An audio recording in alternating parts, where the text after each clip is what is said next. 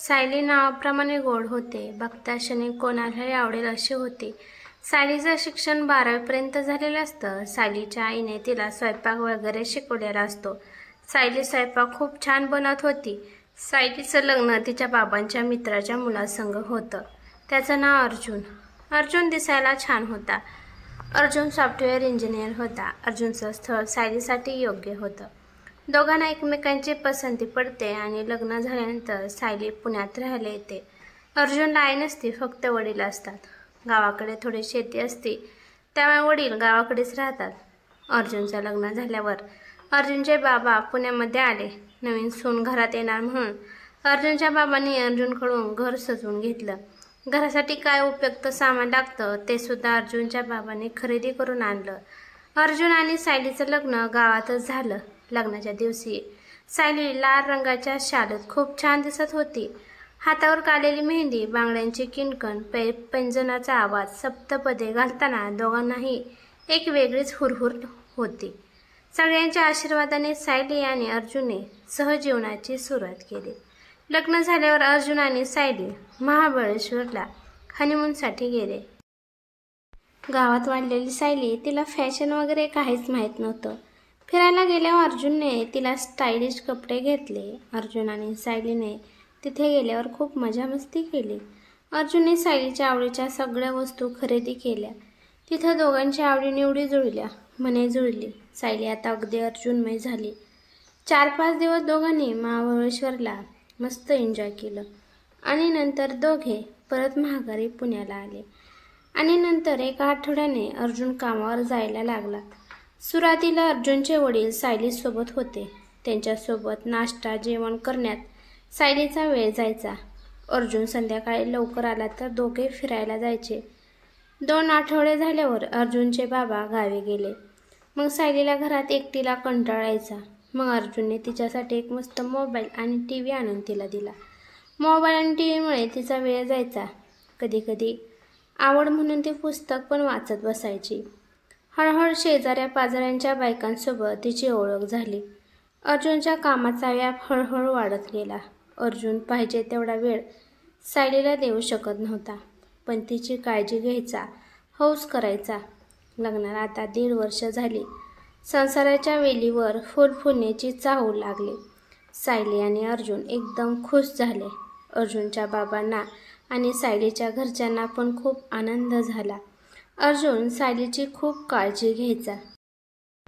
तिला खाण्यापिण्याच्या वस्तू आठवणीने आणायचा. 9व्या महिन्यात सायलीची आई गावावरून तिला न्यायला आली. सायलीचं छान ढोळा जेवण केलं. हिरवी साडी, फुलांनी सजवलेला झोपाळा. एक वेगळंच तेज आलं होतं सायलीच्या चेहऱ्यावर. पण अर्जुनला सोडून माहेरी जाणं तिला चैन पडत नव्हतं. अर्जुनची पण अवस्था तशीच होती. सायली अर्जुनचा निरोप घेऊन माहेरी गेली. थोड्या दिवसात सायलीने गोंडस एका मुलीला जन्म दिला. मुलगी सेम अर्जुनसारखी दिसत होती. अर्जुन पण मुलीला पाहून खूप खुश झाला. मुलीचं नाव केतकी ठेवलं. केतकीला 2 महिने झाल्यावर ती पुण्याला अर्जुनपाशी आले. केतकी झाल्यापासून अर्जुनच्या वडिलांना गावी पाठवलेच नाही. अर्जुनचे बाबा पण नातीसाठी पुण्यातच राहिले. केतकी दिसायला सुंदर होती आणि हुशार पण होती. सगळं छान चाललं होतं. मधल्या काळात अर्जुनच्या बाबाला धाप होते म्हणून त्यात ते देवाघरी गेले. बाबा गेल्यावर अर्जुन सायलीला रडत म्हणाला, मी आई आणि वडील दोन्ही पण छत्र गमावून बसलो. आई गेल्यापासून त्यांनी आईच्या मायाने मला सांभाळलं होतं. सायली अर्जुनला धीर देत म्हणाले, नीती पुढे आपलं काही चालत नाही. त्यांच्या आठवणी आपल्यासोबत आहेतच. केतकीला पण आजोबांची उणीव भासत होती. हळूहळू अर्जुनवर कामाचा बोजा पडत होता. त्यामुळे कामानिमित्त त्याला सारखं मुंबईला जायला लागायचं. एकदा मुंबईला गेला होता तेव्हा त्याच्या छातीत एकदम दुखलं होतं, पण त्याने त्याकडे दुर्लक्ष केलं. 2 महिन्यानंतर तो घरी आला आणि घरी आल्यावर पण तसंच त्याच्या आणखीन छातीत दुखायला लागलं. सायलीने लगेच त्याला हॉस्पिटलमध्ये घेऊन गेले.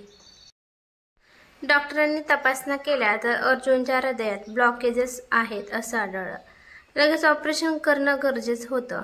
आता सायली घाबरली. तिने तिची बहीण नेहा आणि अर्जुनचा जवळचा मित्र चैतन्यला फोन करून ऑपरेशनविषयी सांगितलं. अर्जुन पण घाबरला होता. त्याने ऑपरेशन करायच्या आधी केतकी आणि सायलीला डोळे भरून पाहिले. सायली धैर्याने त्याचा हात हातात घेत म्हणाली, सगळं व्यवस्थित होईल. सायलीची बहीण आणि अर्जुनचा मित्र चैतन्य दोघे पण सायलीसोबत हॉस्पिटलमध्ये होते. केतकी पण आईचा हात पकडून बसली होती. तोपर्यंत ऑपरेशन थिएटरचे लाईट ऑफ झाले आणि ऑपरेशन करता करता अर्जुनला मेजर अटॅक आल्यामुळे तो देवाघरी गेला, असे डॉक्टर म्हणाले. सायलीवर आभाळ कोसळल्यासारखं झालं. ती खूप रडत होती. केतकी पण तिच्या कुशीत शिरून रडू लागली. जीवनाच्या सारेपाटावर आपल्याला हवं तसं दान का पडत नाही, असे विचार सायलीच्या मनात घोळत होते. अर्जुनचे सगळे अंत्यविधी गावी जाऊन केले. सायलीला अर्जुनबरोबर घालवलेले सगळे क्षण आठवत होते. फक्त 16 वर्ष संसार झाला होता. सायलीचं वय अवघं आता 35 वर्ष होतं. किती स्वप्न पाहिली होती तिने. अर्जुन अर्धवट डाव सोडून गेला होता. सायलीला रात्री झोप लागत नव्हती. केतकी आईच्या कुशीत शिरून रडत होती. सायली केतकीला म्हणाली, संसार रथाचे एक चाक ओढून पडलं. एका चाकाने हा रथ मी कसा चालवू? जोडीदाराशिवाय आयुष्य व्यर्थ आहे. सायलीचा हुंदका अनावर झाला. केतकी आईला म्हणाली, आई मी तुझ्यासोबत आहे ना. सायलीने केतकीला कुशीत घेतलं. जाणारा गेला तरी मागे राहिलेल्यांना त्यांचं आयुष्य जगावं लागतंच. केतकीचं अजून शिक्षण अपूर्ण होतं.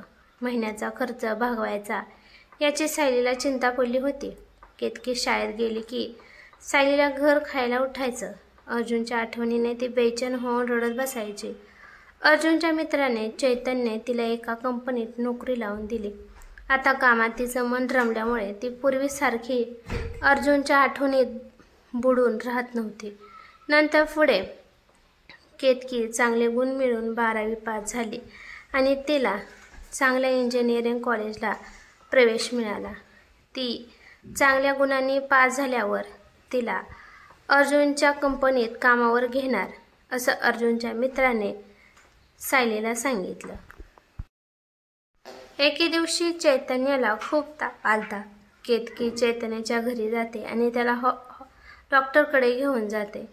डॉक्टर त्याला ॲडमिट करून घेतात. केतकी आईला फोन करून हॉस्पिटलमध्ये बोलावते. चैतन्याला कावीळ झाल्याचं निदान होतं. तापामुळे त्याला चक्कर येत होती. सायली हॉस्पिटलमध्ये आल्यावर केतकी चैतन्याला लागणाऱ्या वस्तू आणायला गेलेली असते. सायलीला अर्जुनची आठवण झाली. तिने चैतन्याच्या कपाळावरून हात फिरवला आणि चैतन्याचा हात हातात घेतला. त्या मायेच्या स्पर्शाने चैतन्याच्या डोळ्यातून अश्रू वाहू लागतात. तितक्यातच केतकी तिथं आली. सायली एकदम कावरीबावरी झाली आणि चटकन उठून बाहेर गेली. चैतन्यापाशी त्याचा मित्र हॉस्पिटलमध्ये झोपायला येतो. मग सायली आणि केतकी घरी येतात. घरी आल्यावर केतकीच्या डोक्यात येतं की चैतन्य काका आईसाठी चांगला जोडीदार आहे, पण आई तयार व्हायला हवी. केतकी नेहा मावशीला हा विचार सांगते. तिला पण पटतं. सायलीची बहीण चैतन्याशी सायलीबद्दल बोलते. चैतन्य म्हणतो की जर ती लग्नाला तयार असेल तर माझी तयारी आहे, पण तिच्यावर सक्ती नको. सायली केतकीला म्हणते की बाळा, आता तुझं लग्नाचं वय झालं आहे, त्यासाठी स्थळ बघायला सुरुवात करायची का?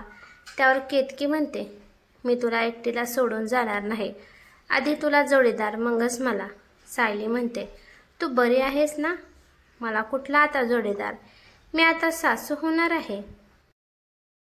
सायली म्हणते, आई चैतन्य काका तुझ्यासाठी चांगला जोडीदार आहे. आयुष्याच्या तिन्ही सांजेला मन हळवं होतं त्यावेळेस आपलं म्हणून कोणीतरी हवं. तू चैतन्य काकाशी लग्न केलंस तर मी लग्न करेन, पण आधी तू तुझ्या लग्नाला होकार दिलास तरच मी लग्न करेन. तू तुझ्या हाताने माझं कन्यादान करावं अशी माझी इच्छा आहे. सायली आता विचारात पडते. केतकीचे विचार तिला पडतात. तिची बहीण नेहा पण तिला येऊन समजावते. शेवटी सायली लग्नाला होकार देते. केतकी चैतन्य काकासाठी कपडे आणि अंगठी घेते. घरातल्या माणसातच सायली आणि चैतन्यचं लग्न होतं. चैतन्याचं पहिलं लग्न झालेलं असतं, पण त्याची बायको लग्न झाल्यावर अचानक आजारी पडली. लग्नाच्या 2 महिन्यातच तिचा मृत्यू झाला. तेव्हापासून चैतन्याला धक्काच बसला आणि त्याने दुसरं लग्न केलं नाही. सायलीला छान जोडीदार मिळाल्याने तिचं आयुष्य छान जाईल या विचाराने केतकी खुश झाली. त्या दिवशी आईची चैतन्य काकाकडे पाठवणी करून केतकी मुद्दामून आपल्या नेहा मावशीच्या घरी राहते. दुसऱ्या दिवशी सकाळी लवकर फोन करून सायली केतकीला चैतन्याच्या घरी बोलावते. केतकी चैतन्याकडे राहायला जाते. आता सगळे मिळून केतकीच्या लग्नाच्या तयारीला लागतात. सायली पण नव्या उत्साहाने लग्नाच्या तयारीला लागते. अखेर लग्नाचा दिवस येतो. सायली आणि चैतन्य स्वतः केतकीचं कन्यादान करते. पण वेगळाच आनंद तिला मिळतो. लग्न मंडपातून जाताना केतकी आईच्या आणि चैतन्य काकाच्या हातात महाबळेश्वरला जाण्यासाठी हनीमूनची तिकिटे देत हसत हसत म्हणते, हे माझ्याकडून तुम्हाला लग्नाचं गिफ्ट. आईच्या लग्नाचा आनंद आणि आईला सोडून जायचं या संमिश्र भावनांनी केतकीच्या डोळ्यात पाणी आलं. मित्रांनो, ही कथा कशी वाटली ते मला कमेंट करून नक्की सांगा. कथा आवडली तर लाईक शेअर नक्की करा आणि चॅनेलवरती नवीन असाल तर चॅनेलला सबस्क्राईब करा. धन्यवाद.